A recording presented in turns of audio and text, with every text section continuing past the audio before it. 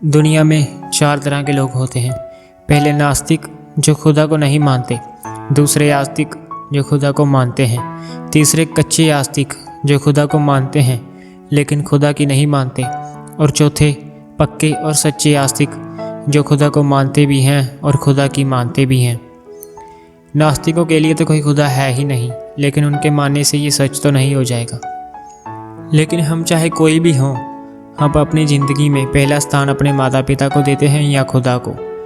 माता पिता को इसलिए क्योंकि उन्होंने हमें जन्म दिया, हमें पाला पोसा, हमारे लिए सब कुछ किया, इसलिए हम उन्हें पहला स्थान देते हैं या उन्हें ही खुदा मानते हैं। और हमें पता है कि उनके जैसा प्रेम हमसे कोई नहीं कर सकता।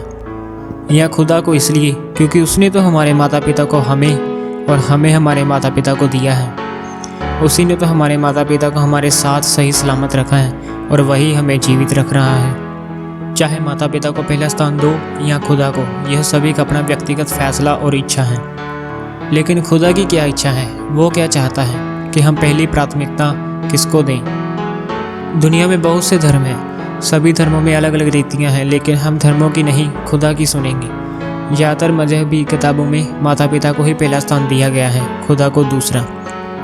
लेकिन बाइबल दुनिया में एक अद्भुत और यूनिक किताब है जो बहुत ही खूबसूरत और अद्भुत बातें करती हैं। ये अद्भुत और यूनिक इसलिए है कि बाइबल की बहुत सी बातें ऐसी हैं जो सिर्फ यीशु मसीह पर विश्वास करने वाले, उसको जानने वाले, उस पर ईमान लाने वाले ही यह बातें जान सकते हैं और कोई नहीं। क्योंकि खुद यीशु मसीह उन्हीं पर भेद की बातें प्रकट करता है जो उसी पर विश्वास करते हैं। अब देखते हैं यीशु मसीह ने पहला स्थान किसको देने को कहा है। मत्ती की इंजील उसके चैप्टर 10 और वचन 37 में इस तरह लिखा है, जो माता या पिता को मुझसे अधिक प्रिय जानता है वह मेरे योग्य नहीं, और जो बेटा या बेटी को मुझसे अधिक प्रिय जानता है वह भी मेरे योग्य नहीं। नीचे आप दूसरी ट्रांसलेशन भी देख सकते हैं। खुद यीशु मसीह के मुँह से ये बातें कहना, सोचो कितनी बड़ी बात है यह वचन सिर्फ वही समझ सकते हैं जिन पर यीशु मसीह इन वचनों के भेद प्रकट करे, और भेद उन्हीं पर प्रकट होता है जो उसे जानते और समझते हैं। मैंने इस वचन को कुछ अपने अन्य जाति भाई बंधुओं के बीच रखा जो प्रभु को नहीं जानते। कुछ ने कहा कि यह गलत बात है, यह गलत लिखा है, ऐसा नहीं कहना चाहिए, बाइबल गलत है, बस ऐसे ऐसे कहने लगी। लेकिन वो इस वचन को इसलिए नहीं समझ सकते क्योंकि प्रभु ने उन पर इस वचन के भेद को प्रकट नहीं किया। ये वचन अन्य जातियों के लिए समझ से भी बाहर है, इसलिए उन्हें बाइबल गलत लगती है। चलो जानते हैं यीशु मसीह ने ऐसा क्यों कहा, माता पिता से भी पहला स्थान मुझे देना है। मैं आपसे पूछना चाहता हूँ, रिश्ते किससे कायम रहते हैं? हमारे माता पिता के साथ, हमारे रिश्तेदारों के साथ, हमारे दोस्तों और भाई बंधुओं के साथ। रिश्ते को कायम रखने के लिए, बनाए रखने के लिए क्या ज़रूरी है? सबसे ज़्यादा ज़रूरी है प्रेम।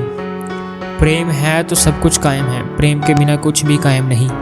सबसे पहली प्राथमिकता प्रेम की ही होनी चाहिए, तभी तो हमारा माता पिता के साथ और माता पिता का अपने बच्चों के साथ प्रेम हो सकता है जब पहले प्रेम हो। इसलिए पहला स्थान, पहली प्राथमिकता प्रेम की है। अब देखो वो वचन का भेद इस बात को यीशु मसीह के साथ कैसे जोड़ता है। 1 यूहन्ना चैप्टर 10 और वचन 7 और 8 में इस तरह लिखा है, हे प्रियो, हम आपस में प्रेम रखें, क्योंकि प्रेम परमेश्वर से है।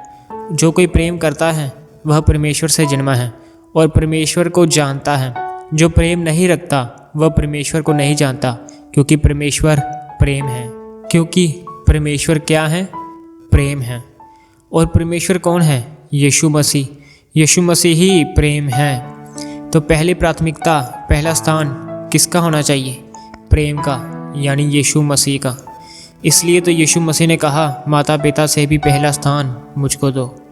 अगर हमारी ज़िंदगी में यीशु मसीह नहीं है ना, तो प्रेम भी नहीं है, क्योंकि यीशु मसीह ही तो प्रेम है। माँ बाप से भी ज़्यादा प्रेम यीशु मसीह ने किया है। यीशु मसीह इसलिए प्रेम नहीं है कि वो प्रेम करता है, वो प्रेम ही इसलिए करता है क्योंकि वो खुद प्रेम है। वो प्रेम बाद में करता है, पहले वो खुद प्रेम है। अब आप समझ गए, खुदा की इच्छा यही है कि खुदा को ही पहला स्थान देना है, बाकी सब बाद में। खुदा की इच्छा को कौन पूरा करेगा?